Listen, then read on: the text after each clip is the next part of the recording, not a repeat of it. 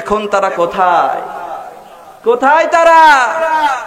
ক্ষমতা সব সময় থাকে না, ক্ষমতার চাকা ঘুরে যখন বিপদে পড়তে হয় তখন। কথা বলেন ঠিক কিনা? আল্লাহর নবী, বিশ্ব নবী নবুয়ত পেয়ে গেলেন।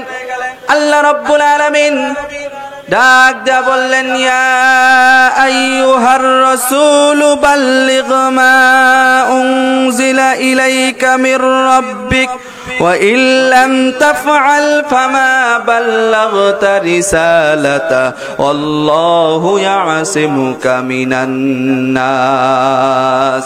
আল্লাহ রাব্বুল আলামিন নবীকে ডাক দেয়া বললেন, নবী গো, ইয়া রাসূলুল্লাহ, ইয়া হাবিবাল্লাহ, আপনাকে আমি রিসালাতের দায়িত্ব দিয়েছি, আপনাকে দায়িত্ব দিয়েছি যাহা মানুষের কাছে প্রচার করেন তাহা। আপনাকে যেই দিন ধর্ম আমি দিয়েছি সেই ধর্ম মানুষের কাছে প্রচার করেন, মানুষের কাছে পৌঁছে দেন। বলেন তো দেখি, আল্লাহ তাআলা যেই ধর্ম নবীর উপরে নাজিল করেছেন, যেই ধর্ম আমাদের উপরে নাজিল করেছেন, এই ধর্ম হলো ইসলাম ধর্ম, সত্য ধর্ম। এই ধর্মের কথা, এই কোরআনের কথা, হক কথা মানুষের কাছে প্রচার করার দরকার আছে না নাই? আল্লাহ রাব্বুল আলামিন সেই কথাই বললেন, নবীজি তাম পৃথিবীর মানুষের কাছে আমার কোরআনের হক কথাগুলো পৌঁছে দেন। রাসূল, আল্লাহ তাআলা যে আদেশ দিয়েছেন, আদেশ অনুযায়ী রাসূল মানুষের কাছে কোরআনের হক কথাগুলো পৌঁছানো শুরু করে দিয়েছিলেন সেই সময়। কিন্তু বর্তমানে কিছু মুনাফিক মানুষ যাদেরকে আল্লাহর নবী ওয়ারিস বলেছেন, ওলামায়ে কেরাম, তারা কোরআনের সঠিক কথাগুলো না বলে মানুষের সামনে পেঁচিয়ে পেঁচিয়ে, ঘুরিয়ে পিছিয়ে বিভিন্ন ধরনের কথা বলে হক কথা বলা থেকে বিরত থাকতো। আলেম হাজারো মানুষ আছে না নাই? কি হবে বেঁচে থেকে অযথা বিদ্যা শিখে যদি না গড়তে পারি শোষণবিহীন সমাজটাকে? ঠিক কিনা? কি হবে আলেম হয়ে ইমাম সেজে সমাজেতে যদি পারো সত্য কথা উচ্চ স্বরে না বলিতে? কথা বলেন, কথা বলেন। কি হবে আলেম হয়ে ইমাম সেজে সমাজেতে যদি পারো সত্য কথা উচ্চ স্বরে না বলিতে? চাকরির ভয় করো যদি ছেড়ে নাও ওই না গদি, চাকরির ভয় করো যদি ছেড়ে দাও ইমামতি। কি হবে ধোঁকা দিয়ে আল্লাহকে, কি হবে ধোঁকা দিয়ে আল্লাহকে? কি হবে বেঁচে থেকে অযথা বিদ্যা শিখে যদি না করতে পারি শোষণবিহীন সমাজটাকে? নারায়ে তাকবীর। আল্লাহর নবী, বিশ্ব নবী রিসালাতের দায়িত্ব পাওয়ার সঙ্গে সঙ্গে মক্কার মানুষদেরকে ডাক দিয়ে বললেন, ন দেশের জনগণ শুনো দিয়ামন, আল্লাহ তাআলা আমাকে রিসালাতের দায়িত্ব দিয়েছেন, আল্লাহ তাআলা আমাকে নবী করে দুনিয়াতে পাঠিয়েছেন, তোমাদেরকে দাওয়াত দেওয়ার কথা বলেছেন। তোমরা আর করো না দেরি, গাছের পূজা, মাছের পূজা, হবল দেবদেবী সরস্বতীর পূজা করা ছেড়ে দাও। তোমরা এক আল্লাহর উপরে ঈমান আনো। আমার সাথে পড়ো, লা ইলাহা ইল্লাল্লাহু মুহাম্মাদুর রাসূলুল্লাহ সাল্লাল্লাহু আলাইহি ওয়াসাল্লাম। আল্লাহর নবী, বিশ্ব নবী জনাবে মুহাম্মাদুর রাসূলুল্লাহ সাল্লাল্লাহু আলাইহি ওয়াসাল্লাম যখন বলল তোমরা সব পূজা করা ছেড়ে দাও, সঙ্গে সঙ্গে মক্কার কাফেরদের টনক নড়ে গেল। মুহাম্মদ কি বলে? আমার বাপদাদার ধর্ম ছেড়ে দেওয়ার কথা বলে। বাপদাদারা এত বছর ধরে যে ধর্ম পালন করে আসছে, গাছের পূজা, মাছের পূজা, দেবদেবীর পূজা করে আসছে, সেই ধর্ম নাকি আমরা ছেড়ে দেব? না না না, তা হয় না। আমাদের ধর্ম আমরা ছাড়তে পারবো না। আল্লাহর নবী, বিশ্ব নবী বললেন, ন দেশের জনগণ, ও মক্কাবাসী, আমি তোমাদের বড়ই ভালোবাসি। তোমরা আমার সাথে কালেমা পড়ে ঈমান গ্রহণ করে নাও। ঈমান তোমরা গ্রহণ করো, আমার সাথে তোমরা কালেমা পড়ো। তারা ডাক দেয়া বলতেছে, না, আমরা ঈমান আনবো না। আল্লাহর নবী আবার বলে, তোমরা আমার সাথে কালেমা পড়ো, ঈমান গ্রহণ করো। আল্লাহর নবী যখন বারবার তাদেরকে রিকোয়েস্ট করে, তারা ডাক দেয়া কয়, মুহাম্মদ,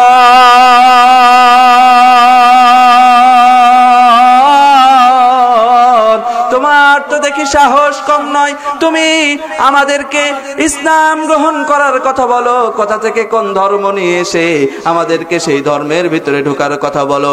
না না না, আমরা কখনো তা মানব না। কিছু সংখ্যক লোকেরা বলতেছে, মুহাম্মদ তোমার এত বড় সাহস কোথা থেকে হলে আমাদের ধর্মের বিরুদ্ধে তুমি কথা বলো?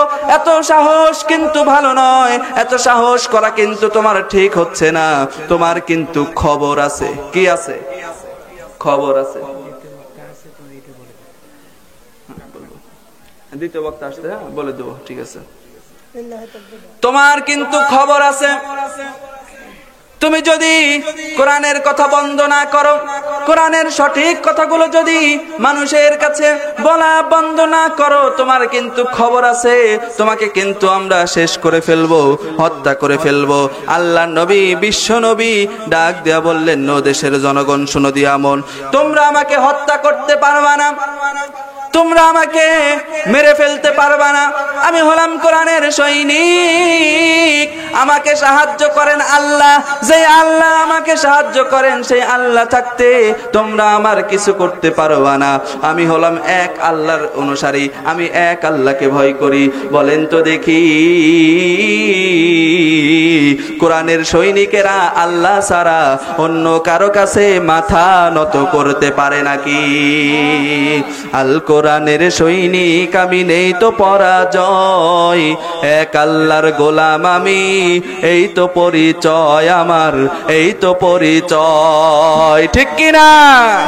আল কোরআনের সৈনিক আমি, নেই তো পরাজয়, এক আল্লাহর গোলাম আমি, এই তো পরিচয় আমার, এই তো পরিচয়। কোরআন হাদিসে শাসনতন্ত্র, রাসূল মোদের নেতা, উৎসাহ মোর চির অম্লান ইতিহাস বীর গাথা। কোরআন হাদিসে শাসনতন্ত্র, রাসূল মোদের নেতা, উৎসাহ মোর চির অম্লান ইতিহাস বীর গাথা। এক আল্লাহ ছাড়াই আমার দিলে, এক আল্লাহ ছাড়াই আমার দিলে নেই তো কারো ভয়, এক আল্লাহর গোলাম আমি, এই তো পরিচয় আমার, এই তো পরিচয়। নারায়ে তাকবীর। আল্লাহর নবী, বিশ্ব নবী বলতেছেন না, কোরআনের সঠিক কথা বলা আমি নবী বন্ধ করব না। কোরআনের সঠিক কথা আমি মানুষের কাছে বলেই যাব, কোরআনের কথা আমি বন্ধ করব না।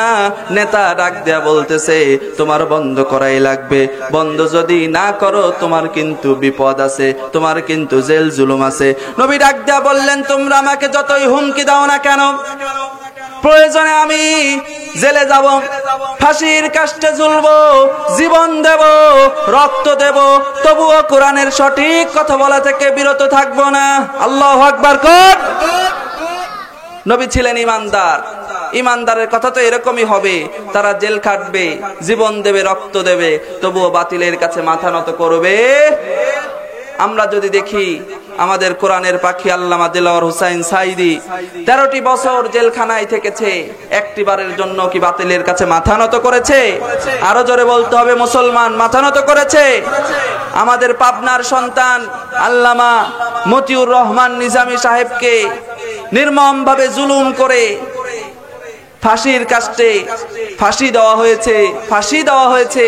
আল্লামা নিজামী সাহেব কি এক সেকেন্ডের জন্য বাতিলের কাছে মাথা নত করেছে? আমরা যদি আল্লামা দেলাওয়ার হোসাইন সাইদিকে আইডল মনে করে থাকি, আমরা যদি মতিউর রহমান নিজামীকে আইডল মনে করে থাকি, মতিউর রহমান নিজামী, আল্লামা সাইদি যেমন বাতিলের কাছে এক সেকেন্ডের জন্য মাথা নত করে নাই, আমরা হলাম সেই ইমানদার, আমরা হলাম তাদের উত্তরসূরি। আমরাও প্রয়োজনে জীবন দেব, রক্ত দেব, তবুও বাতিলের কাছে এক সেকেন্ডের জন্য মাথা নত করব না। কে কে রাজি আছেন? দুই হাত তুলে আল্লাহকে দেখান। আল্লাহ তাআলা কবুল করুন, হাত নামান। এরকম ইমানে জোশ জজবা আমাদের থাকতে হবে। বাতিলের কাছে মাথা নত করার কোনো সুযোগ নেই। এখন তো আরো খোলা ময়দান, নির্ভয়ে ইসলামের কাজ করবেন, ইসলামী আন্দোলন করবেন, সাহায্য করবেন একজন, তিনি কে? আল্লাহর নবী, বিশ্ব নবী জনাবে মুহাম্মদুর রাসূলুল্লাহ সাল্লাল্লাহু আলাইহি ওয়াসাল্লাম যখন মক্কার মানুষদের সামনে বুক ফুলিয়ে কথা বললেন, আমি জীবন দিতে প্রস্তুত, রক্ত দিতে প্রস্তুত, তবু আল্লাহর কোরআনের কথা বন্ধ করব না। তারা চিন্তা করতেছে মুহাম্মদ যদি কোরআনের কথা বন্ধ না করে তাহলে তো আমাদের ক্ষমতা থাকবে না, আমাদের গদ থাকবে না। হ্যাঁ, বলে দেব। সাগর হোসেন কুষ্টিয়া না? তারা যদি কোরআনের কথা বন্ধ না করে আমাদের তো আর গদি থাকবে না। সে সময়ের যে সরকার ছিল আবু জেহেল, সে ভাবতেছে কোরআনের সঠিক কথা যদি তারা বলে তাহলে তো আমরা আর বিরুজের ভিতরে রডের বদলে বাঁশ দিতে পারবো না। কথা কয় না ভাই? ওয়াজ কি বুঝতেছেন না? পাবনার মানুষটা অ্যাক্টিভ, যা বলবো তাই তারা বুঝবে যে হুজুর কোন জায়গায় দিচ্ছে। ঠিক আছে না? জায়গা মতো কিন্তু ওয়াজ যাচ্ছে, আপনারা শুধু মিলাবেন যে হুজুর কোন জায়গায় বলতেছে। আবু জেহেল বলতেছে মুহাম্মদ যদি কোরআনের সঠিক কথাগুলো মানুষের কাছে বলতে থাকে তাহলে তো আমাদের গদি থাকবে না। আমরা যে স্বৈরাচার, আমরা যে জুলুম নির্যাতন মানুষকে করছি এটা তো আমাদের আর থাকবে না, আমরা তো আর টিকে থাকতে পারবো না। এই চিন্তা ভাবনা করতেছে, এমত অবস্থায় একদল মানুষ বিশ্ব নবীর কাছে আসলেন, এসে বলতেছে মুহাম্মদ তুমি যেই ইসলামের কথা বলছো, তুমি যেই ধর্মের কথা বলছো, এই ধর্ম যদি আমরা গ্রহণ করি তাহলে আমাদের কি লাভ হবে? লাভ ছাড়া কিন্তু মানুষ কিচ্ছু করতে চায় না। বিশ্ব নবীর কাছে যখন এইভাবে বলা হলো, নবী আমার ডাক দেয়া বলতেছেন অবশ্যই তোমাদের লাভ আছে। কি লাভ আছে জানতে চাই। আল্লাহ রাব্বুল আলামিন লাভের কথা জানিয়ে দিলেন, কুল্লামা রুজিকু মিনহা মিন সামারাতির রিজকান ক্বালু হাযাল্লাযী রুজিকনা মিন ক্বাবলু ওয়া উতু বিহি মুতাশাবিহা।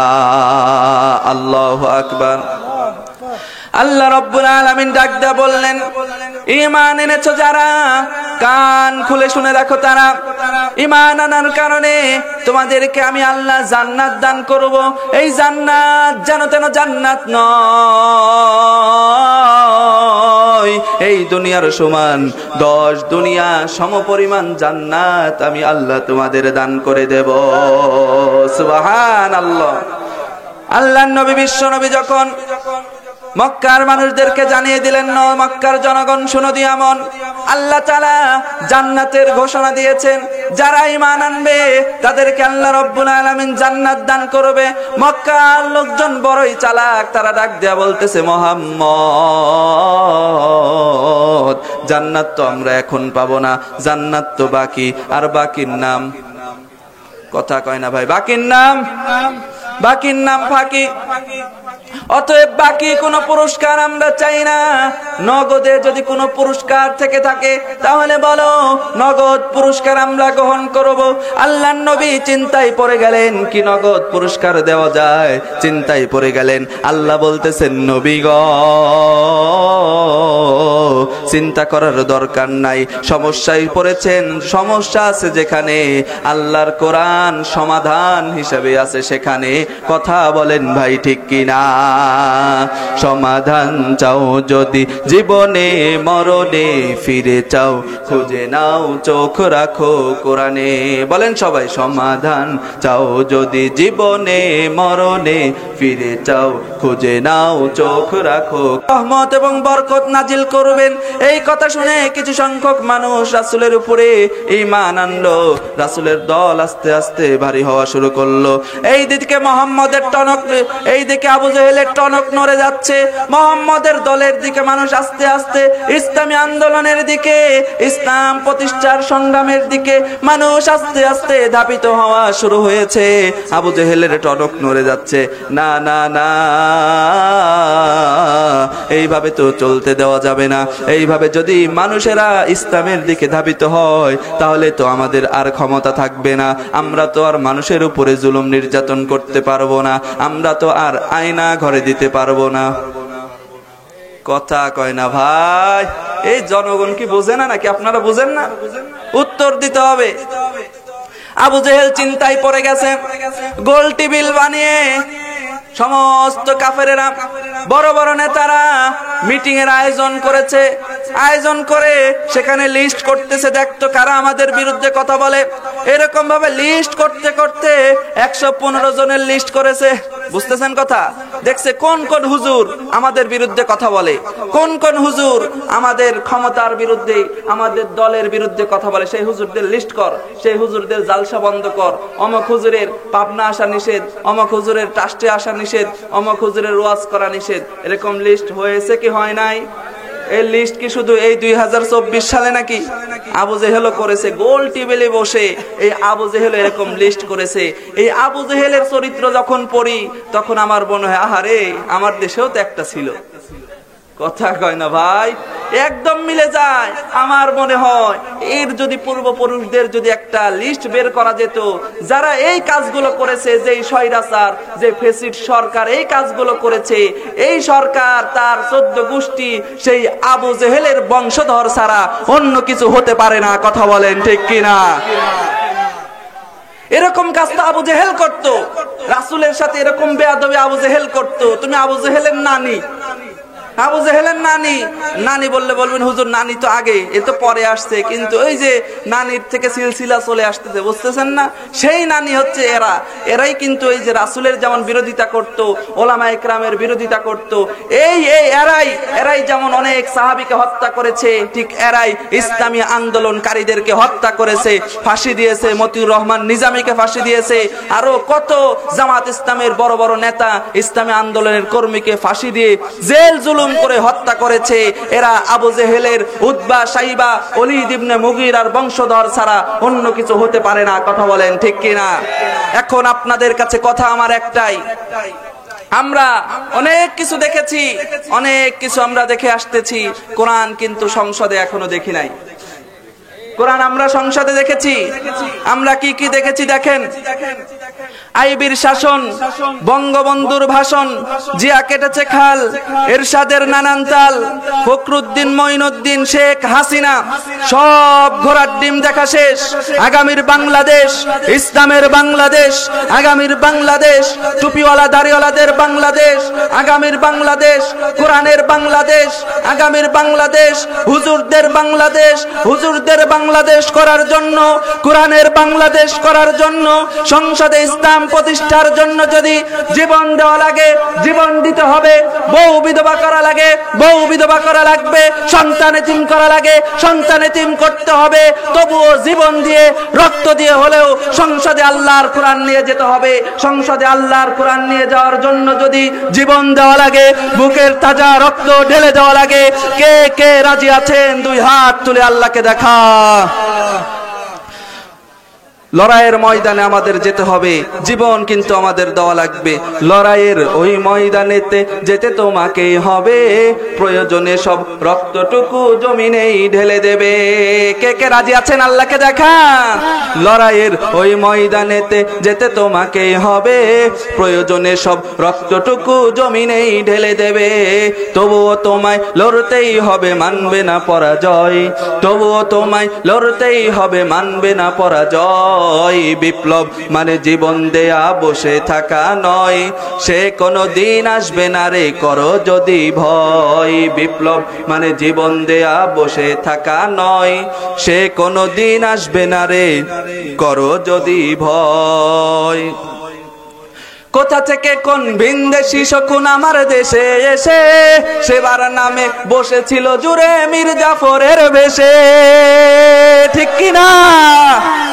কোথা থেকে কোন ভিনদেশি শকুন আমার দেশে এসে সেবার নামে বসেছিল জুড়ে মীর জাফরের বেশে।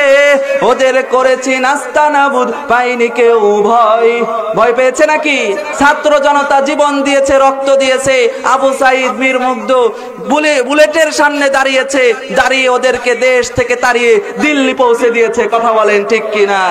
ওদের করেছি নাস্তা নাবুদ, পাইনি কেউ ভয়। বিপ্লব মানে জীবন দেয়া বসে থাকা নয়, সে কোনো দিন আসবে না রে করো যদি ভয়। বিপ্লব মানে জীবন দেয়া বসে থাকা নয়, সে কোনো দিন আসবে না রে করো যদি ভয়। লা ইলাহা, একটা জমানা বন্ধ রাখবেন না,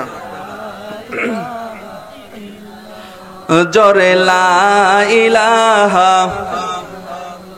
লা ইলাহা ইল্লাল্লাহু মুহাম্মাদুর রাসূলুল্লাহ সাল্লাল্লাহু আলাইহি ওয়াসাল্লাম।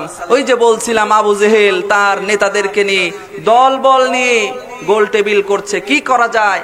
মোহাম্মদকে যদি না ঠেকাইতে পারি, আমাদের তো আর এই ক্ষমতা থাকে না।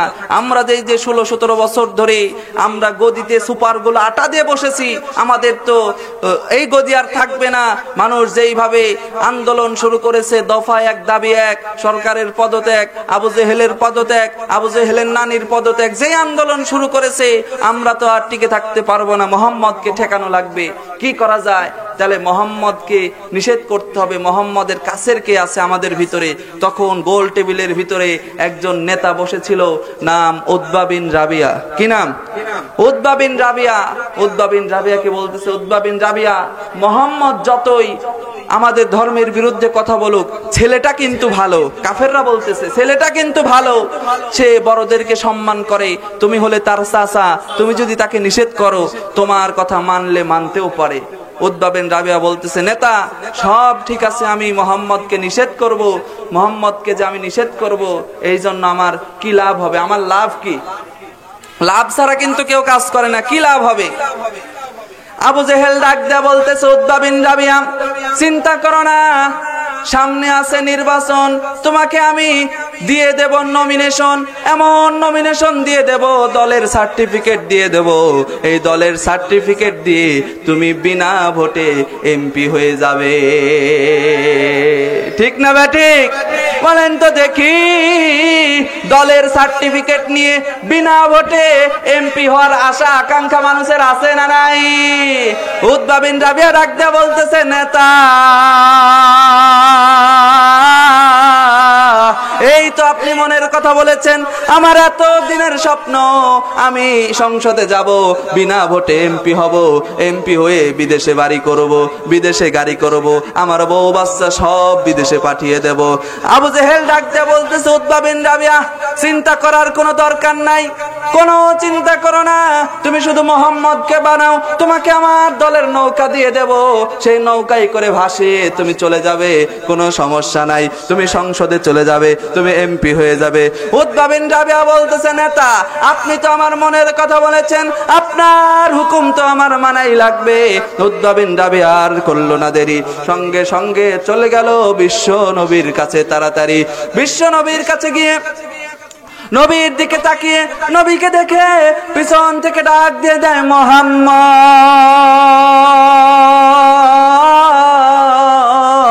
আল্লাহ নবী, বিশ্ব নবী আওয়াজ শুনে বুঝতে পারে, পিছনের দিকে তাকায়, কি ব্যাপার চাচা, এ সময় আপনি ডাকতেছেন কখন? সঙ্গে সঙ্গে নবীর মনে পড়ে গেল সামনে আছে নির্বাচন, এই জন্য চাচার ঘন ঘন দেখা মিলতেছে এখন। কথা কয় না ভাই, নির্বাচনের সময় কি আপনারা কি জানেন না নাকি এগুলো? নবী আমার ডাক দিয়ে বলতেছে, চাচা সামনে হলো নির্বাচন, এই জন্য ঘন ঘন দেখা মিলতেছে এখন। নির্বাচন পার হয়ে গেলে আপনাকে তো আর খুঁজে পাওয়া যাবে না, আপনার পিএস এর সাথে যোগাযোগ করতে করতে স্যান্ডেলের তলা ক্ষয় হয়ে যাবে, তাও তো আপনাকে খুঁজে পাওয়া যাবে না। আপনার থেকে জন্ম নিবন্ধনের একটা সইয়ের জন্য তো 4 দিন আপনি ঘুরাবেন। উতবা বিন রাবিয়া ডাক দিয়ে বলতেছে, ভাতিজা তুমি সব সময় মস্করা করো, এগুলো বলার জন্য আমি আসি নাই। সামনে নির্বাচন আছে, তোমাকে অগ্রিম বলে দিই, সামনে আছে নির্বাচন, আমি পেয়ে যাব নমিনেশন, বিনা ভোটে আমি সংসদে চলে যাব, এখানে কোনো সমস্যা নেই। কিন্তু তোমার কাছে একটি দাবি নিয়ে এসেছি, একটি অনুরোধ নিয়ে এসেছি। আল্লাহর নবী বিশ্ব নবী ডাক দিয়ে বললেন, চাচা কি অনুরোধ আমি জানতে চাই। সঙ্গে সঙ্গে উতবা বিন রাবিয়া ডাক দিয়ে বলতেছে, ভাতিজা তোমার কাছে অনুরোধ ভিন্ন কিছু নয়, তুমি যদি আমার কাছে টাকা চাও, সম্পদ চাও, নারী চাও, বাড়ি চাও, গাড়ি চাও, সব তোমাকে দিয়ে দেব। কাজ তোমার করা লাগবে একটা, কোরআনের সঠিক কথা মানুষের কাছে পৌঁছানো যাবে না, কোরআনের কথা বন্ধ করা লাগবে, কোরআনের হক কথাগুলো মানুষের কাছে জানানো থেকে বিরত থাকা লাগবে। আল্লাহর নবী বিশ্ব নবী সঙ্গে সঙ্গে ডাক যা বললেন, চাচা না না না, আপনি যদি আকাশের চাঁদ আমাদের হাতে তুলে দেন, তারপরেও আমি কোরআনের সঠিক কথা বলা বন্ধ করব না। জীবন দেব, রক্ত দেব, তবুও কোরআনের হক কথা বলেই যাব। কোরআনের হক কথা বলা থেকে আমি বিরত থাকব না। যতদিন এই বুকে প্রাণ থাকবে ততদিন পর্যন্ত আমি ইসলামের প্রচার করেই যাব। যতদিন এই বুকে আছে প্রাণ আমরা গেয়ে যাব কোরআনের গান। রাজি আছেন না সবাই? পড়েন, যতদিন এই বুকে আছে প্রাণ আমরা গেয়ে যাব কোরআনের গান। দুটি মনে মনে মিলন হলে, দুটি মনে মনে মিলন হলে খোদারি স্বর্গ সৃষ্টি হয়। চিরদিন এই দুনিয়ায় হয়েছে হায় ইসলামের বিজয়। যুগে যুগে দিনের কারণে মরণের কেউ করেনি ভয়। নারায়ে তাকবীর। আল্লাহর নবী বিশ্ব নবী ডাক দিয়া বললেন, চাচা আপনি যাই বলেন না কেন কোরআনের কথা বলা থেকে আমি বিরত থাকবো না। আল্লাহর নবী বিশ্ব নবীর কথা শুনে উদ্বা বিন রাবিয়া নবীকে অনেক ঠেট দিলেন, অনেক কথা বললেন, হুমকি ধামকি দিলেন। নবী বললেন, চাচা আমি শুনতে চাই না আপনার আর কোনো কথা, আপনার কোনো কথার মূল্য আমার কাছে নাই। আপনি যদি ঈমান আনেন তাহলে আপনার কথা শুনবো, ঈমান না আনলে কোন বেঈমান নাস্তিক মুরতাদের কথা শোনার সময় আমার নাই। কোন নাস্তিক মুরতাদের কথা শোনার সময় আছে নাকি? কোন নাস্তিক মুরতাদের কথা শোনার সময় ইমানদারের নাই। কোন মুরতাদের কথা শোনার সময় ইমানদারের নাই। তুমি যত বড় নেতা হও না কেন, তোমাকে গোনার টাইম ইমানদারের নাই। কথা বলেন ঠিক কিনা? আল্লাহর নবী বিশ্ব নবী এইভাবে কোরআনের কথা প্রচার করেই যাচ্ছেন। ওলীদ ইবনে মুগীরা ডাক দিয়া বলতেছেন, মুহাম্মদ কোরআনের কথা তোমার বন্ধ করা লাগবে। নবী আমার বলতেছেন, না কোরআনের কথা আমি বন্ধ করব না। ওলীদ ইবনে মুগীরা রাস্তার ভিতরে স্লোগান বের করছে, রাস্তার ভিতরে স্লোগান বের করছে, মুহাম্মদের চরিত্র ভালো না, ভালো না, মুহাম্মদের ঠিকানা মক্কাতে হবে না, হবে না। এই স্লোগানের কি কোনো যুক্তিকতা আছে? এই স্লোগানের কোন যুক্তিকতা আছে? তারা যেরকম উদ্ভট স্লোগান দিত, বর্তমানে যে সমস্ত আবু জেহেলের চামচারা ছিল, আবু জেহেলের উত্তর শরীরা ছিল, তারাও মাঝে মাঝে দেখতাম স্লোগান দিত, একটা দুইটা শিবির ধর, সকাল বিকাল নাস্তা কর। বেটা আসিস এখন, আসিস এখন, শিবির দিয়ে নাস্তা করবা? এত বড় কলিজা তোমার, তোমার কলিজা ভুনা করে খেয়ে ফেলা হবে। কথা বলেন ঠিক কিনা? ওলীদ ইবনে মুগীরা বলতেছে, মুহাম্মদের চরিত্র ভালো না, মুহাম্মদকে মক্কায় থাকতে দেওয়া হবে না। নবীর চরিত্র নিয়ে কথা বলবে যারা, নিঃসন্দেহে যারও সন্তান তারা। কথা বলেন ঠিক কিনা? আল্লাহ তাআলা দলিল দিয়ে দেন, উতুল বা'দা যালিকা যাদিম। ইয়া রাসূলুল্লাহ আপনি জানিয়ে দেন, আপনার চরিত্র নিয়ে কথা বলবে যারা, আপনাকে পাগল বলবে যারা, নিঃসন্দেহে যার সন্তান তারা। আমরা দেখেছি 21 সালে ভারতের নূপুর শর্মা নবীর চরিত্র নিয়ে কথা বলেছে, 24 সালে সে নীতিশ রানা নবীর চরিত্র নিয়ে কথা বলেছে। আমি একটি কথা স্পষ্ট ভাবে জানিয়ে দেই, যুগে যুগে যারাই নবীকে নিয়ে কটূক্তি করেছে, নবীর চরিত্র নিয়ে কথা বলেছে, তারা কখনো হালাল জাদা হতে পারে না, নিঃসন্দেহে হারাম জাদা। বিশ্বাস হয় আপনাদের? সেই ভারতের নীতিশ রানার ডিএনএ চেক করবেন, বুঝছেন? তারপরে নূপুর শর্মার ডিএনএ চেক করবেন, দেখবেন ওর যে বর্তমানে বাবা দাবি করে সেই বাবার রক্ত আর তার সেই নূপুর শর্মা নীতিশ রানার রক্তর ডিএনএ কোনো সময় এক হবে না। কারণ তার তো আসল বাবাই না, তার তো জন্মের ঠিকই নাই। তার বাবাকে তার মা ছাড়া কেউ বলতে পারবে না। আল্লাহ চিনে পাপ আর মায়ে চিনে বাপ, আল্লাহ চিনে পাপ আর মায়ে চিনে বাপ। আল্লাহ দলিল দিয়ে দিলেন যে নবী গো, ওলীদ ইবনে মুগীরা আপনার বিরুদ্ধে কটূক্তি করেছে, সে জারদ সন্তান প্রমাণিত হয়েছে। আর আমি যখন এই আয়াতের তাফসীর পড়ছিলাম সে সময় একটি কথা আমার বারবার মনে পড়েছে, বারবার মনে পড়েছে। এখন তো আমরা 2024 সালে তাফসীর পড়ছি, আজ থেকে 1400 বছর আগে আল্লাহ তাআলা কোরআন নাজিল করেছেন। সে সময় কোরআন নাজিল হয়েছে বিধায় তাদেরকে জারজ সন্তান আল্লাহ তাআলা ঘোষণা দিয়েছেন। এই সময় যদি কোরআন নাজিল হতো, এরকম কত লক্ষ কোটি জারজ সন্তান আমরা দেখতে পেতাম, তার হিসাব আল্লাহ ছাড়া অন্য কেউ জানে না। কথা বলেন ঠিক কিনা? আমার ভাইরা, আপনারা কি কষ্ট পাচ্ছেন নাকি? কি আলোচনা খারাপ লাগছে নাকি? এই যে ওয়াজ করে যাচ্ছি, নাটোরের বক্তা বাগদাদি, আপনাদের সামনে যে আলোচনা করে যাচ্ছি, মনে রাখা লাগবে কিন্তু যে আসছিল একজন নাটোরের বক্তা, আমাদের মন জয় করে গেছে, কোরআনের হক কথাগুলো বলে গেছে। কি আর কোরআনের বাইরে সঠিক কথা বাদে অন্য কিছু আছে নাকি? কোরআনের হক কথাগুলো বলার চেষ্টা করছি, এখনো বলছি, ইতিপূর্বেও চেষ্টা করেছি। সব সময় হয়তো এত বলা যায় নাই, এখন আল্লাহ পরিবেশ করে দিয়েছে, বলাই লাগবে। কথা বলেন ঠিক কিনা? আলোচনা সামনে তো আপনারা আরো শুনবেন, আশা করা যায় আশেপাশে বিভিন্ন জায়গায় আপনাদের সাথে দেখা হবে। পুষ্পপাড়া বাজার মসজিদে তো প্রতি সপ্তাহে আমি খুতবা দিয়েই থাকি, আপনারা বিভিন্ন জায়গা থেকে দূর দূরান্ত থেকে খুতবা শোনার জন্য যান। এখন আমি আপনাদের সামনে আর ওয়াজ সামনের দিকে নেব না, যেহেতু মসজিদের উন্নতি কল্পে জালসা পকেট বরাবর যাওয়ার দরকার আছে না নাই? কে মসজিদকে ভালোবাসেন, মহব্বত করেন? কে কে হাত তুলেন তো দেখি। লিল্লাহে তাকবীর। সবাই কিন্তু হাত তুলেনি, অতগুলো মানুষ সবাই হাত তুলেনি। আল্লাহর নবী, বিশ্ব নবী জনাবে মুহাম্মদুর রাসূলুল্লাহ সাল্লাল্লাহু আলাইহি ওয়াসাল্লাম বলেন, মান বানা লিল্লাহি মাসজিদান বানাল্লাহু লাহু বাইতান ফিল জান্নাহ। যারা দুনিয়ার বুকে জীবিত থাকা অবস্থায় আল্লাহর ঘর মসজিদ নির্মাণ করবে, কাল কঠিন হাসরের ময়দানে আল্লাহ তাআলা তাদেরকে জান্নাত দিয়ে জান্নাতের ভিতরে একটা বালাখানা নির্মাণ করবে। সুবহানাল্লাহ। জান্নাতের ভিতরে বালাখানা নির্মাণ করতে চাই কে? জান্নাতের ভিতরে একটি